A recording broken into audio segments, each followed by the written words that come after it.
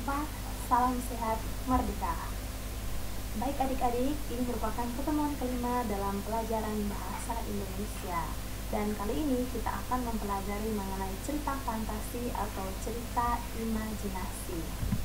Sebelum Ibu akan menyampaikan materi yang akan kita pelajari pada pertemuan kelima ini, saya akan menginformasikan kepada kalian apa-apa saja yang akan kita pelajari pada tema cerita fantasi. Baik adik-adik, nanti yang akan kita pelajari yakni yang pertama, unsur-unsur teks narasi. Yang kedua, menceritakan kembali isi teks narasi. Dan yang ketiga, struktur dan kaidah kebahasaan teks narasi. Dan yang keempat, menyajikan gagasan kreatif dalam bentuk cerita imajinasi. Pada pertemuan yang kelima ini, kita akan mempelajari teks cerita fantasi dari kompetensi dasar 3.3, yakni mengidentifikasi unsur-unsur teks narasi. Dalam hal ini, cerita imajinasi atau cerita fantasi yang dibaca dan didengar. Adapun indikator pembelajaran kita pada kali ini, yakni yang pertama menjelaskan ciri tokoh, latar, alur, dan tema pada cerita imajinasi, dan menunjukkan buktinya pada teks yang dibaca atau didengar.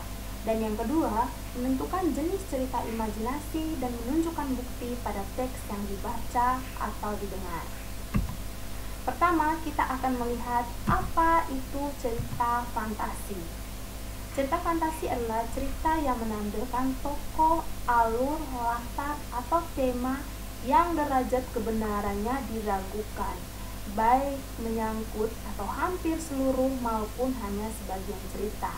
Jadi adik-adik, cerita fantasi atau biasa disebut juga cerita imajinasi itu merupakan cerita yang merupakan hasil khayalan atau imajinasi dari si penulis. Jadi kebenaran di dalam cerita fantasi ini tidak dapat teruji atau tidak ada di dalam dunia nyata. Selanjutnya kita melihat ciri-ciri cerita fantasi. Ciri yang pertama, ada keajaiban atau kemisteriusan dan keanehan di dalam cerita. Yang kedua, ide cerita terbuka terhadap gaya khayal pengarang atau penulis. Yang ketiga, menggunakan berbagai latar atau lintas ruang dan waktu. Yang keempat, tokohnya unik atau mempunyai kesaktian. Dan yang kelima, bersifat fiksi atau bersifat tidak nyata, tidak teruji kebenarannya. Selanjutnya adik-adik kita melihat jenis-jenis cerita fantasi. Jenis yang pertama itu berdasarkan isi cerita dibagi menjadi dua. Yang pertama, cerita fantasi total. Cerita fantasi total berisi fantasi pengarang terhadap objek tertentu. Jadi pada cerita ini, dia semata-mata hanya merupakan hasil khayalan dari penulis dan kebenarannya benar-benar tidak ada di dunia nyata. Yang kedua, cerita fantasi irisan. Cerita fantasi irisan, dia mengungkapkan fantasi tetapi masih menggunakan nama tempat yang ada dalam dunia nyata atau peristiwanya pernah terjadi pada dunia nyata.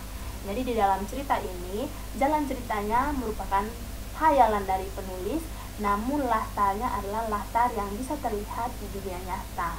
Yang kedua, berdasarkan latar cerita. Berdasarkan latar cerita, cerita fantasi dibagi menjadi dua.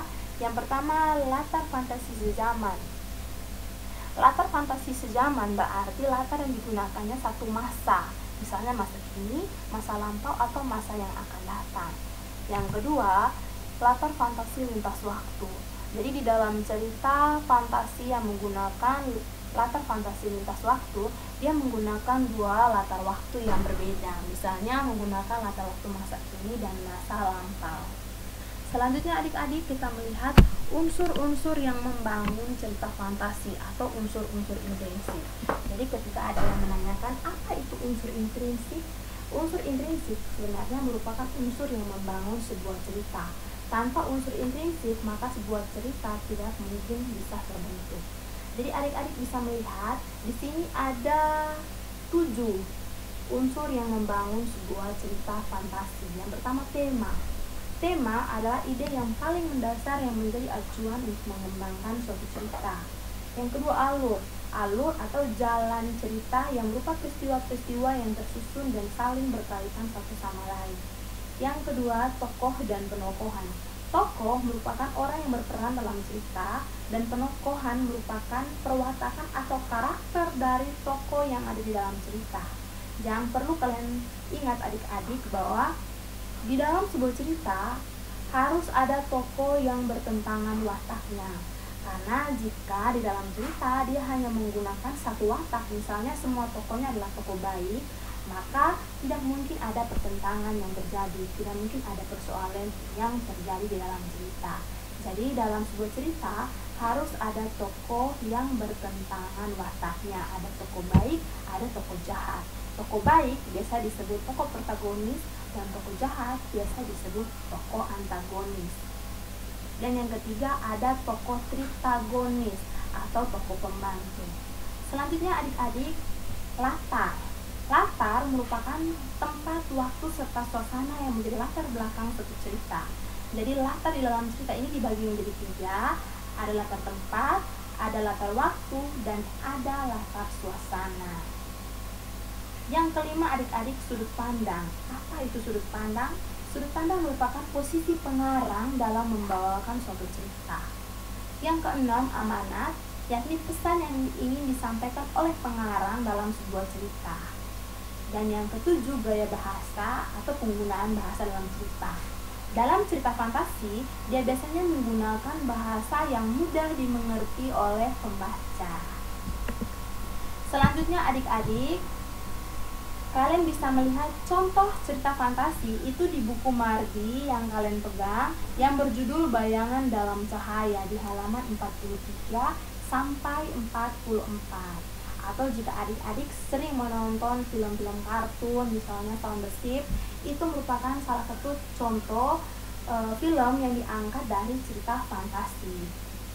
Baik adik-adik, untuk materi pada pertemuan kelima hanya sampai di sini. Terima kasih kalian sudah menonton.